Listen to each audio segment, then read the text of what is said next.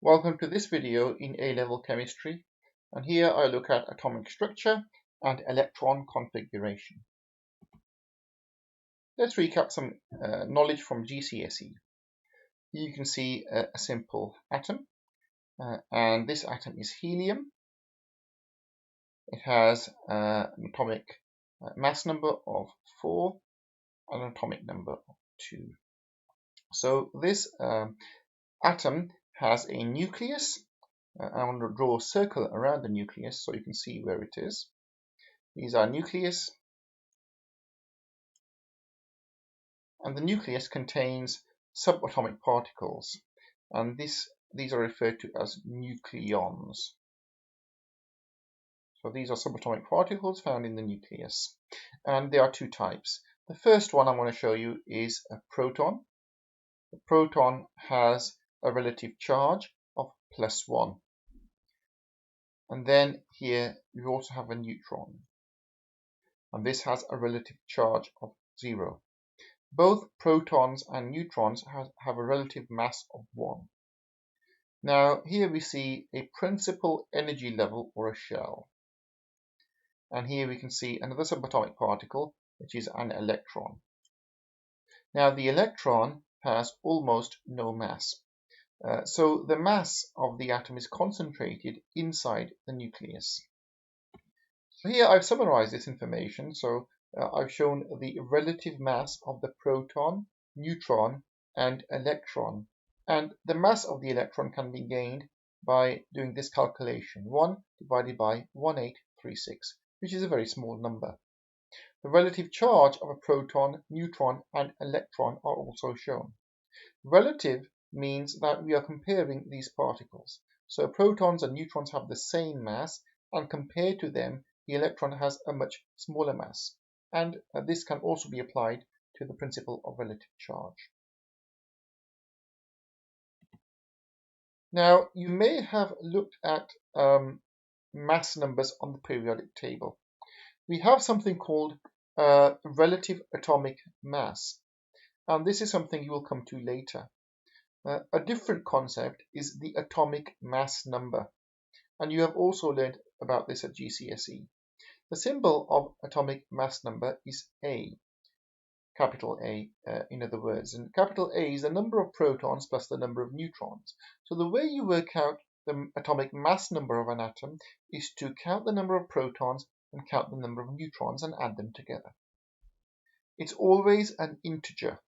It's always positive. It's always a whole number, because you cannot have half a proton or half a neutron. And it's different for different isotopes. So let's have a look at this in more detail. So we have Cl, chlorine, 35. And we have Cl, chlorine, 37. These are two isotopes of chlorine, and they have the same atomic number. They are the same element, but they have a different atomic mass number. One is 35 and one is 37. And the difference occurs because they are a different number of neutrons. Chlorine 37 has 2 extra neutrons compared to chlorine 35. The number of protons and electrons are the same. Now, you may have seen on the periodic table Cl 35.517. Now, this number here refers to the relative atomic mass. This concept is completely different to atomic mass number, and here you don't always have an integer. You can have numbers which are not whole numbers, like 35.5. And the reason for this is that here, to get 35.5, we have used a mixture of chlorine 35 and 37, and we have calculated the mean mass. So in the environment, 75% of the chlorine we find is chlorine 35, and it's mixed with 25% chlorine 37. And if you do a calculation to calculate the mean mass of a substance which has these two ratios of these isotopes, you will arrive at the relative atomic mass of 35.5. subshells and orbitals. It's important to note that at GCSE we had a look at the following ideas. So for example, the first shell can hold a maximum of 2 electrons. The second shell can hold a maximum of 8 electrons, and so forth. And this is a simple model of the atom. And it's important to note that as you get to higher shells or higher energy levels, so this energy level here is higher than the first shell, then the electrons have more energy, and you fill the first shell first, the lowest energy level, which is this shell here, and then you'll fill the second shell. But at A level you also learn that shells or principal energy levels can be split into subshells. Each subshell contains a group of orbitals, and will become clear about the difference between subshells and orbitals in a moment. An orbital is a region of space in an atom occupied by a pair of electrons, and it will also become clear in a moment why we look at pair of electrons being occupying the same region of space. Different orbitals have different shapes, and this is very important because we do not want overlap between orbitals. A pair of electrons will occupy a region of space which is different to another pair of electrons. Otherwise, there'll be conflict, there'll be overlap between them, and this will create repulsion. So here we have subshells.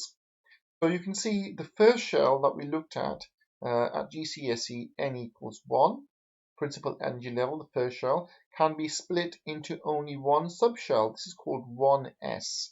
So 1 means it's in the first shell, and s is the subshell. Now n equals 2. The second shell can be split into 2s and 2p subshells. The 2p has a higher energy than 2s. Then the third shell can be split into 3s, 3p, and 3d. And you can see the relative energy levels. Now the fourth shell can be split into 4s, 4p, 4d, and 4f. And you can see the relative energy levels of each subshell, 4f being the highest energy level. It's also important to note that, interestingly, that the 3d subshell has a higher energy level than the 4s subshell, even though the 4s is in a higher energy shell. And it's important to understand this. One way that will help to understand this is if you look at a shell, for example, this shell here, second shell, you can see that the 2s subshell is slightly lower in energy level compared to the shell it's part of. The 2p subshell is slightly higher in energy than the shell it's part of. So the energy level of the shell, let's say n equals 2, is calculated by finding the mean of the subshells it contains. So if you look at the energy levels of the 2s and the 2p, and we find the mean energy level, then we will arrive at the energy level for the second shell. So here, when you look at 4s being a lower energy level than 3d, even though it's part of a higher energy shell, the reason it's part of a higher energy shell is because if we look at the energies of 4s, 4p, 4d, and 4f and calculate a mean, we will arrive at the energy level n equals 4. Okay. So now we know what a subshell is. What is an orbital? This is something that's very important to understand. So an s orbital. We normally draw orbitals using boxes like this. So the s orbital can have 1 or 2 electrons. Here's 1, and here's another 1. So we have single-headed half arrows here showing each electron.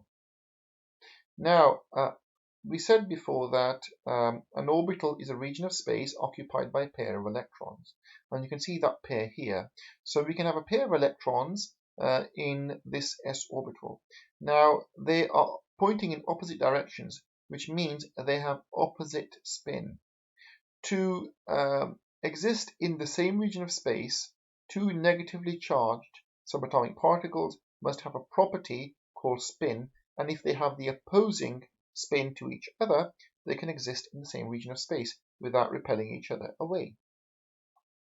So a p orbital then, we have three p orbitals in any p subshell. So we have px, py, and pz. And here I'm going to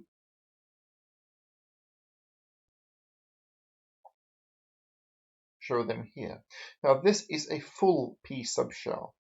If we wanted to have 3 electrons, let's say, or 2 electrons,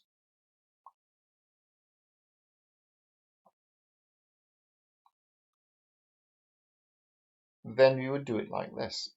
So we would have unpaired electrons. So each orbital will only have 1 electron, because there is still a degree of repulsion when you have paired electrons in the same region of space, in the same orbital. And then we can start pairing. So then we first pair px, then we do py, and then we do pz. Depending on the number of electrons in an atom, we can add the electrons sequentially. First empty orbitals, then we can start pairing them from the left to the right. The d subshell has 5 orbitals. We need to know their names: 1, 2, 3, 4, and 5. So here we do the same. So firstly,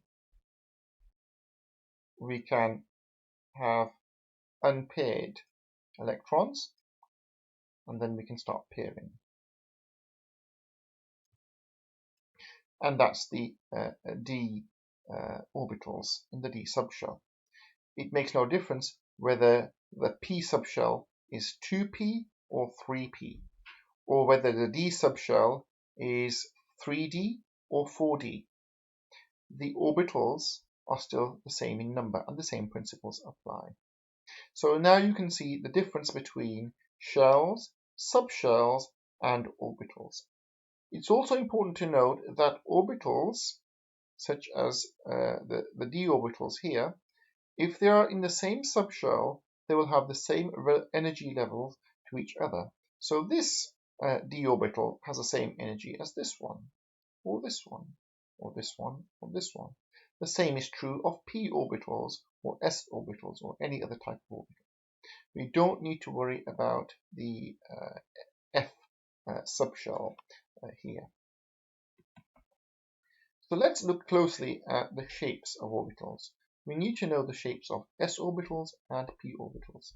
So s orbitals have a circular shape. So if you imagine that we draw a grid along the atom, and we just draw x, y, and z axes, and if you imagine that the center of 0, the origin, is the center of the atom, then the electrons will occupy a region of density around the atom as shown. And this electron density is the space occupied by a pair of electrons in this s orbital. And if you remember that the s orbital can only take a maximum of 2 electrons, because there's only one orbital there. And as you noticed before, we have 3 p orbitals in the p subshell. We have px, and you can see the electron density is along the x-axis. Then we have py, this is py, and this is pz. And you can see that in the px orbital, the electron density is as shown. In the pz and py, you can see the different electron densities, and you can see there's no overlap between them. So each orbital has a pair of electrons. E orbitals. We don't really need to know the shapes of these, or the names, but you can see them there. And you can see these orbitals occupy regions of space which do not overlap p or s orbitals. So let's look at how we write the electronic configuration at A level. So here I have the electronic configuration of krypton, and krypton has 36 electrons, and you can see the electrons are shown as superscript. So we have 2, 2, and so on, and they add up all together to 36. Now we need to understand a few points about electronic configuration. The numbers are shells. So we have shell number 1, shell number 2, shell number 3, here, shell number 4. And we have only 4 shells in krypton. Now each shell can be divided into one or more subshells. So shell number 1 only has one subshell, S, and S, 1s or any S subshell can only take a maximum of 2 electrons. Because we have 36, we need to fill that. Second shell has S and P subshells, and they are both filled. Because S is at a lower energy level and S comes first. Then we look at the third shell. We have S, P, and D, and they are written in order of lower to higher energy level. Then we have shell number 4, which has the S subshell and then the P subshell. Because we only have 36 electrons, we're not going to continue on to the remaining subshells in shell number 4. We only stop here because we run out of electrons. So this is in order of energy level. We fill in the lower energy level shells and subshells first. It's important to note then that the 4s subshell here comes before 3d, and we fill this first because it's a lower energy level. To highlight this and to remove any doubts about how this is done, let's look at another example. Chlorine 17, it will have 17 electrons if the atom is neutral, because the atomic number is 17. So we need to use the same order here, and then we just stop when we run out of electrons. So firstly we have 1s2. First shell, S subshell. In the second shell we have the S and then the P subshells. So the S subshell will have 2, P will have 6. Okay, then we're going to have 10 electrons so far that we've put in our atom. We're going to now start with the next shell, 3s2. Okay, we've got 5 more electrons. The next subshell is P. We put the 5 there and we stop. So we can have this order. And if you remember this order, then we can write the electronic configuration for any element at A level. So it's also important to remember that the S subshell, any S subshell in any shell, has a maximum of 2. P subshells can have anywhere between 1 and 6 electrons. And D subshells, as shown here, can have anywhere between 1 and 10 electrons. And when we run out of electrons, then we stop adding more electrons to that subshell. So let's have a look at the periodic table more closely. Groups 1 and 2 are known as the S block. The transition metals are known as the D block. And then groups 3 to 0 are known as the P block. And this is very important because, for example, the S block contains electrons which occupy S subshells as the highest energy subshell. So if you have a look at lithium then, for example, so lithium has 3 electrons. The first shell has the S subshell, 2 electrons will go there, and then we have the second shell 2, S1. So the highest energy level subshell has 1 electron, and it's the S subshell. And all the elements in group 1, we write as S1 because the highest energy electron occupies an S subshell, and it's a lone electron, S1.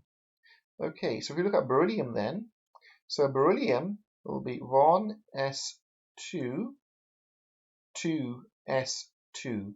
So the highest energy subshell is the 2s subshell here, and it's an s subshell, and it's fully occupied. So all the elements in group 2 are s2 because the highest energy subshell is s and it's fully occupied by electrons.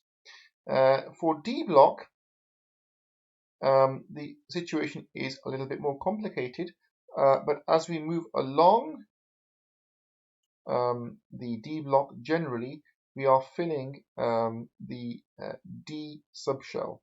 So for example, we can have D1, D2, D3, D4, D5, D6, D7, D8, D9 and D10. As for the S block, the P block contains elements where the highest energy level electron is in a P subshell. So here in group 3, all the elements have the highest energy electron in a P subshell, which is P1. It will only have one electron in it. Then P2, this group will have 2 electrons in the P subshell, P3, and notice that these will be unpaired because if you have a maximum of 3 electrons in the P subshell, they are not occupying the same orbital. They are in different P orbitals, P4, P5 and P6. Let's look at the ideas that we've discussed in more detail. I'm just going to re-annotate periodic table S1, S2, P1, P2, P3, P4, P5 and P6. I'm going to ignore the D block for this. So let's look at hydrogen. Hydrogen has 1 electron, 1 S1. It's not put with the S block here, but it has a configuration of 1s1. Let's look at helium, 1s2. There are no P subshells filled or having electrons in helium, although it is placed here in this group. So apart from these two, which can sometimes be confusing, apart from these two exceptions, all the other elements follow the rule of S1, S2, P1, P2, P3, P4, P5, or P6 as the highest energy level electron. Okay, so if we look at the position of the element in the periodic table, we can then identify what the electronic configuration is. So let's look at the periods. So the periods are the rows going across. This is period 1, period 2, period 3, and so forth. And you can see in period 1, the elements only have a shell 1. So hydrogen and helium, only the first shell is filled. Let's look at period 2 then. Okay, so for period 2, we have 2 shells. So the outer electron here is going to be S1, and it's going to be in the second shell. So the outer electron in lithium is going to be 2s1. Okay, so that leaves the remaining shells, which are at the lower energy levels. We have to fill those in, 1s2. And so we have the electronic configuration of lithium. Let's now look at nitrogen. Nitrogen is in P3, and it's in the second shell. So nitrogen, the outermost electron, is going to be 2p3. Okay, so that remains for us to just fill in the lower energy electrons. So we're going to have 1s2, 2s2, and here we can see we've now done the electronic configuration of nitrogen. I hope you've enjoyed listening to this video. Please also check out my forthcoming videos on A-level chemistry, as well as my videos on A-level biology.